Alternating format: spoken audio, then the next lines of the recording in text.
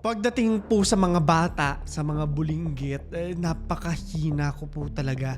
Kaya nung maisulat po namin tong kwentong to, no, habang binabasa ko po siya, nagmumura po talaga ako. Sabi ko, ang ina, ganun. And online, sabi nila na meron pang audio nung moment kung saan kinidnap at pinagpapatay ang isang kawawang 7 taong gulang na bata. At bilang isang kuya, tito, maglalaro sa isip mo yung mga ganyang klase ng kwento eh. Idagdag pa na yung kumidnap po sa bata ay isang delivery rider. November 30, 2022. Bagong-bago lang po itong kwentong to, no? Isang bata, ang parang bulang bigla na lang nawala. Galing sa bahay nila sa Texas. Nagkagulo po yung buong pamilya niya. Hindi nila alam kung nasan siya. Bata yun, di ba? Magwawala talaga kayo. Hanggang matapos po ang ilang araw, natagpuan nila yung bata.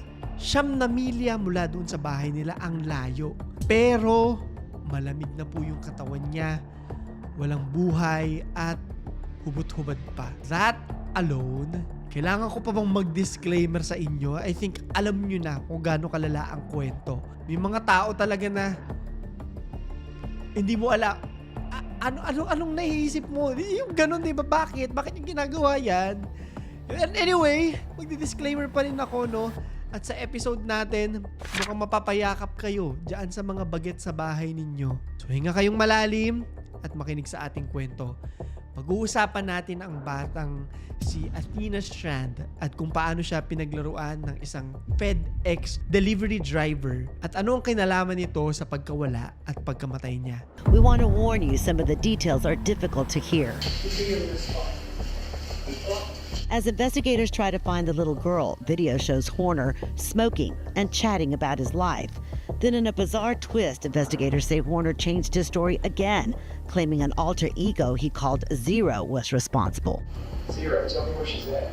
And this time he leads them to the right place.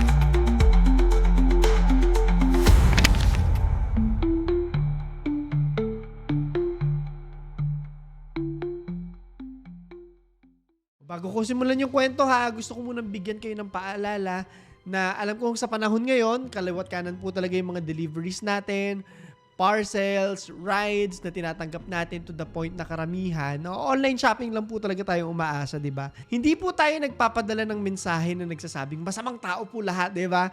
Obviously, hindi totoo yan. Sobrang laki ng naitutulong po nila sa atin para maging mas convenient po talaga yung ating mga buhay. Lalo pa ngayon, napakainit ng panahon, di ba? So, ang laki ng sinasacrifice nila for us, including their own health, just to guarantee the convenience of their clients. Isa po ako dyan. However, this story involves someone working in the same field.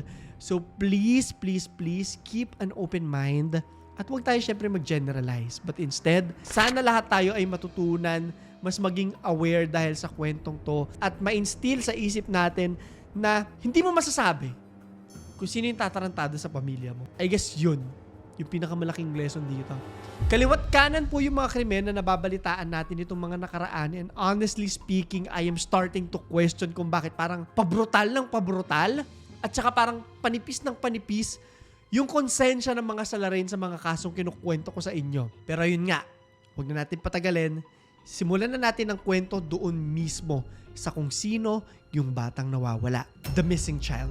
Si Athena ay isang 7 years old na batang babae na nakatira sa Paradise, Wise County, Texas. Kasama yung tatay, stepmother, at mga kapatid niya. Ayon kay Ashley Strand, yung stepmother niya, tinira sa kanila si Athena matapos magkasakit yung biological mother nito May 2022. Ilang buwan lang bago mangyari yung krimen. At nung una, naging summer vacation lang, but eventually, the family decided to extend. At doon na rin siya in-enroll, kaya nagtuloy-tuloy na yung paninirahan niya doon kasama yung tatay niya. Ayon sa mga nakakakita kakilala kay Athena, masayahin, makulit, very active to, diba? At kung lumaki po kayo no, or nasa isang household kayo na may bata, nakakabwisit po yung kulit.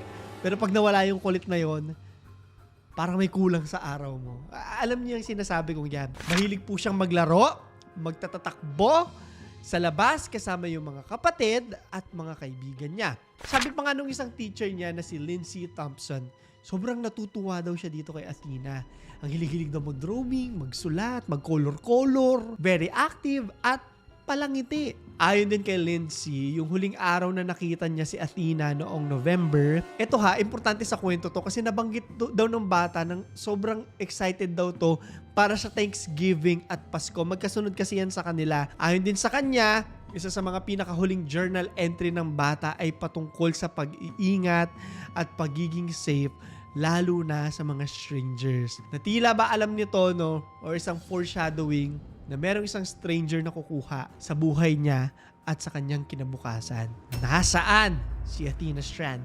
November 30, 2022, isang normal na araw lang din sa Paradise Wise County, Texas. Sa tahanan ng pamilyang Strand, ayon kay Ashley, no, yung stepmother po nitong si Athena, noong mga oras na yon, nasa kusina lang daw siya. Nagluluto ng dinner para sa kanila habang hinihintay na makabalik itong mga bata mula sa paglalaro sa labas. Habang yung asawa niya na si Jacob Strand, yung tatay ni Athena, nasa labas at nangangaso, nag-hunting. May ganung mga hobby sila. Maya-maya, pagkakain nila ng dinner, na-realize niya na yung stepdaughter niya na si Athena, teka, asan si Athena? Ba't wala dito? Noong una, akala niya, dahil bata po, no, alam natin na baka nakikipagtaruan lang, pagharutan lang kung saan-saan. But eventually, meron na siya yung kutob. Alam niyo yan yung kutob na pag masyadong tahimik ang bata, alam mo may nangyayari, di ba? Alam niyo yan. So, tinawagan niya yung sister-in-law niya para itanong kung nagawi ba dyan si Athena? And after confirming na wala dun yung bata, pinuntahan niya yung paborito nitong puno na nasa bakuran lang din nila para i-check. Baka nga naman naglalaro lang, di ba? Makukulit talaga ang mga bata kasi. But unfortunately, Athena was not there. Hinalughog niya rin yung kasama yung buong pamilya, yung buong property nila, pero wala pa rin talaga. Hindi talaga makita at wala na siyang idea kung nasaan ba yung anak niya, 'di ba? Stepmother siya, pero anak yung turing niya dun eh, 'di ba? Dahil sa takot ay agad niyang tinawagan yung mga pulis, report na. Which is agad namang tumulong sa paghahanap ng mga ito, pero dahil talagang parang bulang nawala yung bata talaga, as in bigla-bigla. Kahit pa nagpadala ng mga helicopters ha, para tignan yung buong property at mga kalapit na lugar, hindi pa rin nila to nakita. Biruin nyo, no? May pa-helicopter. Sana sa atin ganyan din, di ba? Nag-iisang clue. Eto na. Meron silang nakita na maaaring maging isang clue. Isang Walmart box na nakapangalan kay Ashley Strand. Nakalagay doon. Na na-deliver ng isang FedEx sa kaparehong araw na nawala yung bata. At nang tanungin si Ashley kung ano yung laman ng box na yon, sabi niya, ito raw yung You Can Be Anything na Barbie doll na pinadeliver niya para irigalo kay Athena para sa paparating na Pasko. Nakakaiyak na ba? Ang nakakalungkot, di gaya ng mga Barbie dolls na iririgalo sana sa kanya, Athena will no longer be able to be what she wants, kagaya ng Barbie doll. Dahil sa edad na 7, tutuldo ka ng isang malagim na krimen yung mga pangarap niya. Didiscuss ko sa inyo mamaya to, Diyos ko. 2 araw mula nung nawala si Athena, natagpuan yung malamig at hubad na bangkay ng batang babae 9 miles mula sa bahay nila. Yung suspect po, syempre yung nagde-deliver nung Barbie na ireregalo sana sa kanya. The suspect, si Tanner Lynn Horner, na noong nangyari ang krimen, 31 years old lamang po siya. 3-4 years ago, isang lalaking naninirahan malapit lamang sa Lake Worth, Texas. Wala po siyang criminal history eh. At isa siyang independent contractor na nagtatrabaho sa FedEx bilang isang delivery driver. Eto na ngayon. Ayon sa abogado niya, he suffered from various mental illnesses throughout his life. Hindi ko alam, no? Ano lang to ha? Random lang. Pero parang 80% ng mga true crime na dinidiscuss po natin sa Amerika, laging mental health, di ba? Anyway, idagdag pa daw na noong ipinagbubuntis ng nanay niya si Tanner, alcoholic daw to. Idagdag pa na na-expose daw sa maraming amount ng lead ang lalaki habang lumalaki. Nakikita ko yan yung lead. Ang dami niyang effect sa katawan at sa pag-iisip. Hindi na natin didiscuss pero nakikita ko po. Bukod sa trabaho at iba pang detalye na nabigay ko, nasa inyo. Walang masyadong impormasyon tungkol kay Tanner. Pero kung pagbabasihan natin ay yung kawalan niya ng prior criminal records, magtataka ka talaga. Ano nangyari? Anong nag-snap para bigla siyang pumatay ng bata, di ba? At bakit siya yung tinuturong salarin sa kaso samantalang nag-deliver lang naman siya ng parcel kung tutuusin, di ba? Wala pa namang proof at this point the crime. Dito na may explain ang buong pangyayari. Noong November 30, 2022, babalik tayo ha. Si Tanner Horner yung na-assign na mag-deliver ng isang box ng regalo sa bahay ng pamilyang Strand. Ayon sa kwento, yun nga, yung You Can Be Anything Barbie doll yung papadala niya. Sa araw na to, unang na-report na nawawala yung bata. At matapos ang 2 araw na matagpuan tong patay na, dahil nga dun sa nakitang FedEx box delivery sa property ng mga Strand, naghinala yung mga pulis. Syempre, ikaw lang naman yung pumunta dito. So, siya yung pinaghinalaan. It makes sense. Dahil dito, trinak nila yung pinanggalingan ng parcel at dito na nga nila nalaman na si Tanner Horner ang nagdala nito. Agad sila nag-issue ng arrest warrant saka agarang inaresto si Tanner Horner. Noong una, sabi ni Tanner, na bangga niya si Athena nung delivery van na dala niya. Although hindi naman daw ganun kalala yung nangyari aksidente at yung injury ng bata, nagpanic daw siya na baka magsumbong si Athena sa tatay nito. Kaya binitbit niya yung bata at isinakay gamit yung van bago subukang baliin yung Grabe no? Pakatarantado. Nung hindi daw umubra yung unang pagtatangka niya, sinakal naman niya yung bata gamit yung mga kamay niya na naging dahilan daw ng tuluyang pagkamatay ni Athena. Ito yung statement niya po, no? Ipinagpatuloy naman niya yung pagdadrive at nung makalayo na siya sa bahay ng mga Strands, itinapon niya yung katawan ng bata malapit sa Trinity River. Mga 9 na milya mula sa bahay ng mga ito kung saan natagpuan daw yung bangkay matapos ang 2 araw. So umami naman siya.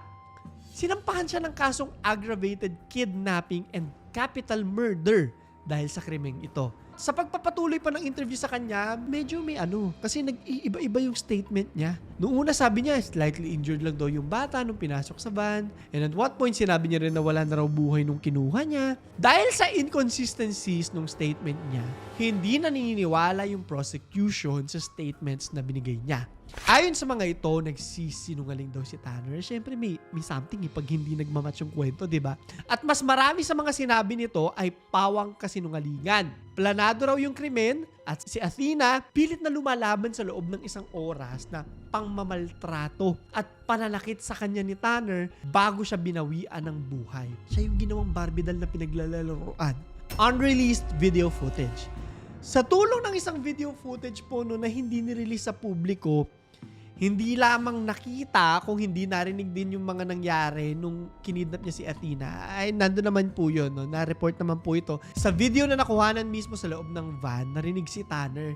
Sinabihan niya yung bata na, "Don't scream or I'll hurt you." Huwag kang sisigaw kung hindi, sasaktan kita. Ay, nako, maririnig mo yan, di ba? Talagang ikaw ang mananakit sa kanya. Di ba? Grabe.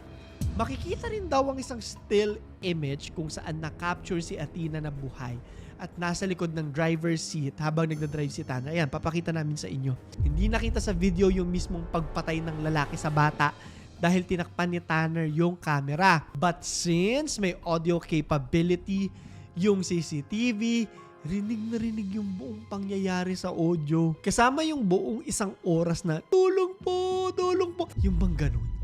May imagine mo yan Pakagago talaga. Sabi pa nga nung prosecutor, 1 oras yan, hindi 5 minuto. 1 oras. Hindi lang 1 beses niyang sinubukang patayin. 1 buong oras niyang paulit-ulit na sinubukang patayin.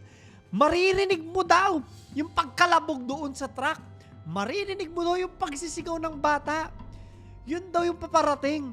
At hindi siya mabilis. Matagal.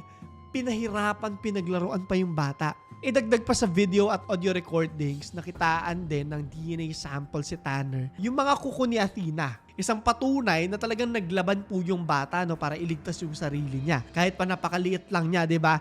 Sabi nga, she fought with the strength of 100 men.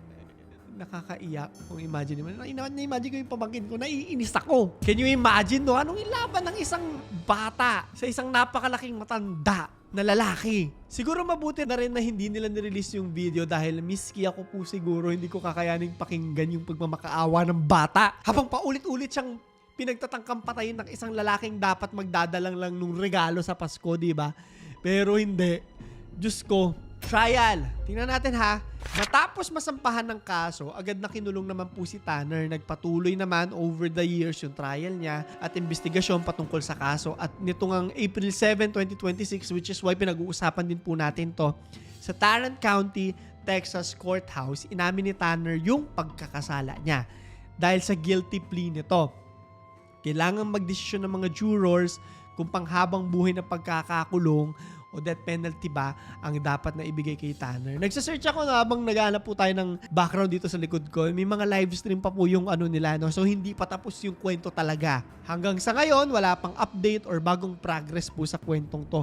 Idagdag pa na bukod sa mga videos, audio recordings at iba pang mga ebidensya na nakalap, kasama rin sa talagang sa kailangan i-consider ng jurors yung mental state ni Tanner nung nangyari ang krimen dahil isa daw sa mga claims nito ay ang pagkakaroon ng alter ego o alter identity na tinatawag nitong Zero. Ganun siya. Ayon sa mga investigador, hindi pa sigurado kung talagang may alternate identity ang lalaki o nagpapanggap lang siya.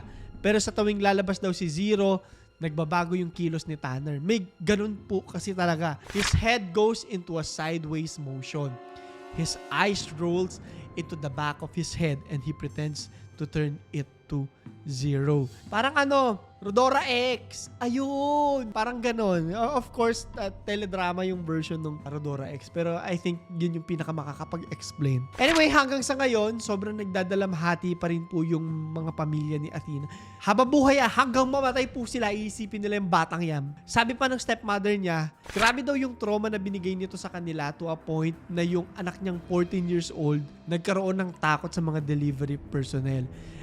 Ano mo pa sa Amerika, medyo malalayo yung mga bahay nila sa isa't isa. Hindi kagaya sa atin na pag may pumasok na parcel, nakakita ng kapitbahay, di ba? Minsan nga yung kapitbahay pa yung nag-aabot ng mga bayad sa atin. Honestly speaking, kahit pa death penalty yung ipataw sa kanya, hindi na rin natin mababalik yung buhay at pangarap ng bata, di ba? Kahit wag na makulong di ba? Ibalik lang. Wala nang pakialam sa'yo. Yung bata na lang. Ibalik yung buhay. Di ba? I also have doubts, gaya ng mga pulis, na posibleng nagpapanggap lang siya na may mental health problems para mapababa yung sentensya niya. Pero kahit pa totoo yung alter ego niya, I do not think that this is an excuse to take away someone's life. Lalo pa buhay ng isang inosenteng bata na marami pa sanang maaaring makamit at makuha sa buhay. Siguro kung may dapat tayong matutunan sa kwentong to, lalo na yung mga anak o mga kasamang bata sa bahay, dapat hindi talaga tayo makampante. Ang trabaho talaga ng magulang, no? I know mag-a-agree kayo sa akin, magulang, kuya, ate, maging praning para sa mga bata, no? Hindi naman sobrang praning pero parang kailangan ng dangers, kailangan mong isipin talaga, di ba? Advance ka. Yun talaga yung role mo sa bata And as much as possible, bantayan natin dahil sa panahon ngayon, lalo pa at kaliwat kanan yung mga krimen na nababalitaan natin, humihirap ang mundo, di ba? Nang hold up, nangingid na pa mga tao, napakahirap po talaga magtiwala. Walang masama sa pagiging maingat, lalo na kung bata na hindi naman kayang proteksyonan yung sarili nila, ang pinoproteksyonan natin. Grabe, hinga muna tayo. Ano talaga, ang lakas ng tibok. Hindi ko nung kung mapaparinig ko sa inyo, pero ang lakas po ng tibok ng puso ko. Nalala ko yung pamangkin ko. Kakakis ko lang sa pamangkin ko nung isang araw kasi bumisita sa akin dito. Nag-I love you pa ako, tapos biglang ito yung kwento natin. Naiyak talaga ako, na-imagine ko talaga na pag umiiyak pa lang yung pamangkin ko, na ako may ano na sa puso ko Paano pa kung makakarinig ka ng bata na umiiyak kasi nagmamakaawa sa buhay niya or dahil nasasaktan siya ng malala, pinahirapan siya, pinaglaruan siya. Pakagago talaga. Anyway, Para sa mga nagre-request po ng stories sa akin, no? Bisita lang kayo sa aking Instagram. Tag nyo po ako na nanonood kayo sa mga stories ninyo. I-share ko po yung stories na yan. At mag-suggest lang po kayo ng mga stories sa akin. Binabasa ko po lahat yan. Hindi man po ako nakakapag-reply. Promise. So ito yung question of the day natin na gusto kong pag-isipan nyo to. Ano sa tingin mo yung pwede nating maituro sa bata, no?